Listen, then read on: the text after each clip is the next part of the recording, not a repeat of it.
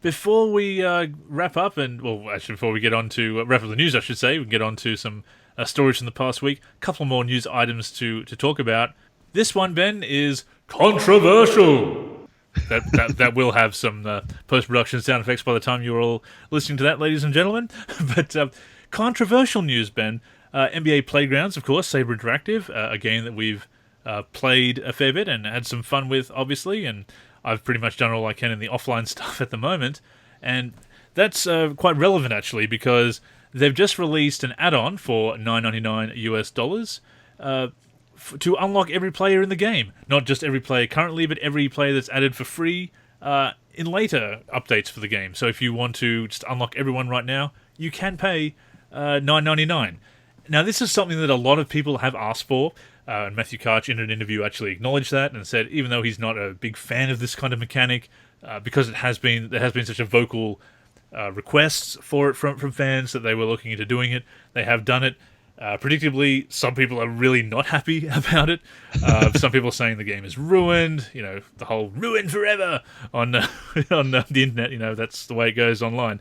But some people are saying that the game is ruined. They're not going to support it. It's terrible. Yeah, and so I have my thoughts on it. I shared some in the news post that I posted when I talked about the unlock and announced it on in our bulletins, now front page news. What's your take on a mechanic like this? To unlock $10 to unlock every player in the game, like over 200 players at this point. Uh, I I I guess it's theirs for those who do want it. And those it's Yeah, not something you have to buy it. It's not going to break the game if you don't have it. So you know, if it, so I don't see it too negatively in that. I mean, yeah, I think it's just it's not extra content. You're not getting anything extra, or you're not missing out on content if you yeah, don't yeah, buy it, yeah, sort of thing. It's sort of it's not like the college teams DLC for 2K17, for example. You know, yeah, exactly. it's not that. I can see people who have put in the hard yards to grind for packs and get all the players being a bit upset, and certainly for online balance, because obviously people are going to unlock the best players straight away and just level them up and then take them online. But as it is, from the sounds of it, a lot of people are just using Shaq and Curry online anyway. So, I mean, there's already problems with balance online. Obviously, this is controversial. And obviously, microtransactions, DLC, I understand where people are coming from. But the big thing about NBA Playgrounds is that its primary weakness, is a lack of offline content. So if you're not a big online gamer, in general or in NBA Playgrounds, it's harder once you've finished all the tournaments to get enough XP without really just playing, and Tico Istakori outlined this method as other people have on YouTube, where you basically have a play now game, an exhibition game, and you do first to 10, and you just have all these quick games just over and over and over again, just to level up as quickly as possible. And that gets kind of old, because once you replay the tournaments don't change, you don't get as much XP for replaying them. There's just not enough offline content to really earn the XP once you've played through all the tournaments. So it kind of makes something like this a necessary evil just to get all the players unlocked. So I guess the best case scenario would be adding more offline content, which I absolutely think NBA Playgrounds needs to do. But at the same time, in lieu of that, and at least for the meantime, if you are willing to spend some $10, spend $10 just to get, I haven't checked what it's going to be in Australian dollars. It's probably going to be marked up like 15 or something. I'd say, wouldn't surprise me.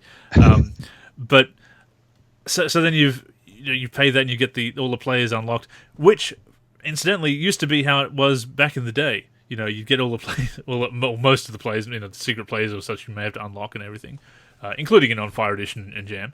But I understand the objections to it and the controversial aspect of it. But as I said in my bulletin, if you're chiefly an online gamer, it's a massive grind to try and earn the packs once you've completed the tournaments. So it's understandable, and the bottom line is, people saying, you've added microtransactions and you've said what you wouldn't want to do. People were asking for this. It's not like they've sat back and greedily been waiting for people to get hooked on the game and then sprung microtransactions on people. They've said that we didn't want to do it. We can't rule it out, but if the demand is there, the demand was there. They answered the demand. I mean, whatever way they went on this, someone was going to be upset, or one Yeah, portion of the fan base, I should say, was going to be upset with the way they went. Either people were going to be upset that they did offer the unlock, or people were going to be upset that they didn't offer the unlock and they just had to grind like hell to actually get the players. So I think they decided, well, a lot of people are asking for it. Let's give it to them, because if you don't want it, you can ignore it. yeah. It's you're not going to be able to please everyone.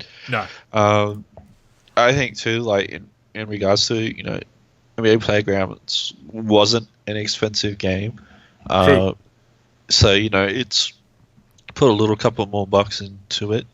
It's not too bad. It's not like, say for instance, like you bought the Gold Legend edition of 2K18 and stuff, and then you buy more additional VC and stuff like that. Saying you're spending potentially like $200 or something like that Australian. Definitely, yeah. It's not so bad in terms of the amount of expense in it.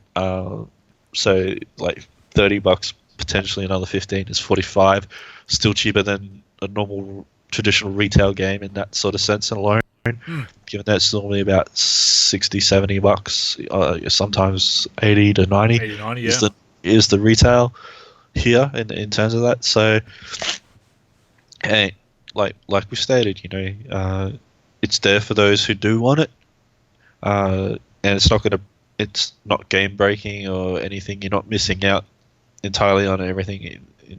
If you don't buy, you're not getting disadvantaged to a degree. If you want to do it the grind way, uh, I suppose what they might consider like the honest way of like grinding it out and trying to get the packs, The get the players. legitimate way, if you will. Yeah, yeah. So kind of spot in the gripe element in terms of that, but like I said, you're not going to be able to please everyone, and given that they stated that they originally didn't want to do it unless again enough demand was there, so they can't. People shouldn't really argue the fact that the demand, there was enough demand for it in this case. So, it's demand and supply in that sort of thing. It comes down to, we all say, oh, well, I didn't want it, therefore it shouldn't be. Yeah. I don't like this TV show, so it shouldn't be broadcast. Only the things that I like should be made. Like, nah, come on, that's childish and selfish.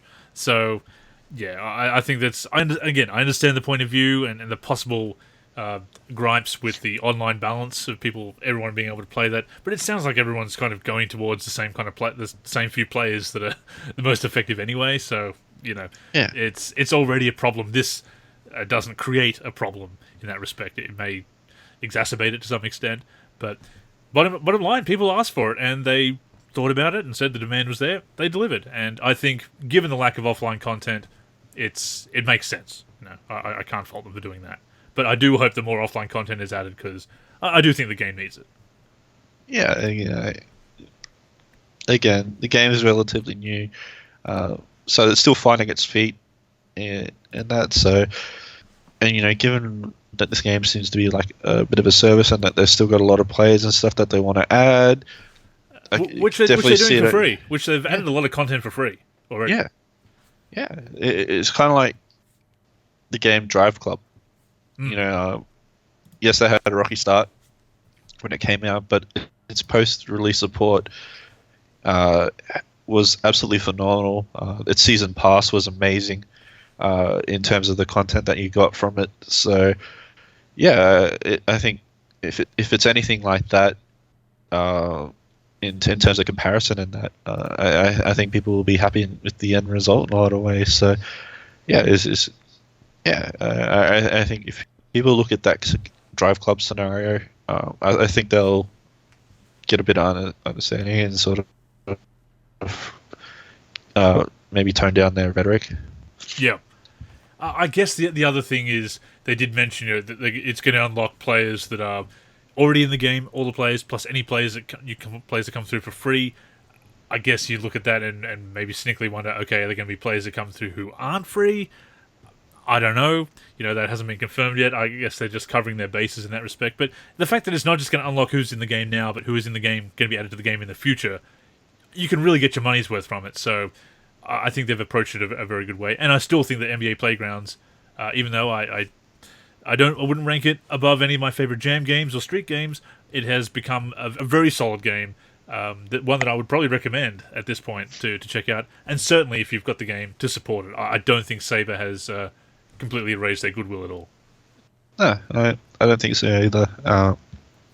They're trying to cater to everyone in terms of everything in terms of that.